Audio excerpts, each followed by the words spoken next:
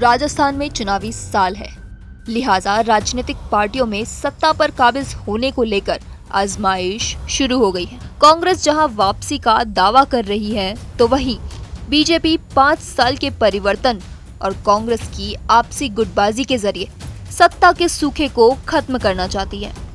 कांग्रेस और बीजेपी की इस लड़ाई में तीसरा मोर्चा भी अपना दमखम दिखा रहा है, मगर इन सब के बीच ही सबसे बड़ा सवाल और द्वंद्व मुख्यमंत्री पद को लेकर है। कांग्रेस में जहां गहलोत वर्सेस पायलट की लड़ाई सर्वविदित है, तो वहीं बीजेपी में 2 बार की मुख्यमंत्री रह चुकी वसुंधरा राजे की प्रबल दावेदारी के बीच कई अड़चने हैं। इन्हीं अड़चनों के बीच अब सीएम गहलोत के इस बयान ने आग में घी डालने का काम कर दिया।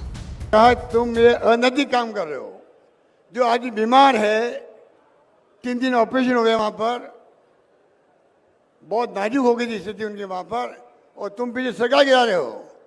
वही बात कैलाश मेघवाल ने और वसुंधरा सिंधिया ने कहा कि हमारे यहाँ कभी परंपरा नहीं रही है इस प्रकार चुनी सरकारों को गिराने की पैसे के बल पर। ये कहा उन्होंने, क्या गलत किया उन्होंने, क्या गलत कहा उन्होंने।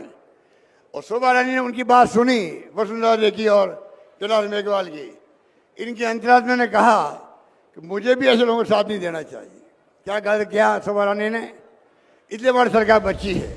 अब पूर्व सीएम ने भी सीएम गहलोत के इस बयान को लेकर पलटवार तो किया, साथ ही जिन गृह मंत्री अमित शाह को लेकर गहलोत आरोप लगा रहे थे, उनको लेकर भी राजे ने बहुत कुछ कहा।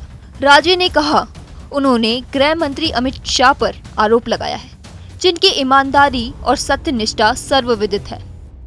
अब वैसे तो पूर्व सीएम वसुंधरा राजे के बारे में कहा जाता है कि वो अपने विरोधियों पर ज्यादा बयानबाजी नहीं करती हैं, मगर बीते कुछ दिनों से पूर्व सीएम अपने विरोधियों पर जमकर प्रहार कर रही हैं। अब पूर्व सीएम राजे के इस सियासी पलटवार को उनकी भावी राजनीति से जोड़कर देखा जा रहा है। दरअसल राजस्थान बीजेपी में सीएम की दावेदारी को लेकर कांग्रेस से कहीं ज्यादा विवाद बीजेपी में माना जाता है।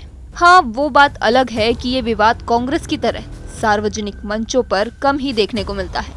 2003 में जब पहली बार वसुंधरा राजे मुख्यमंत्री बनी थी, तो भी उनकी पार्टियों में ही उनके विरोधियों की संख्या प्रबल थी।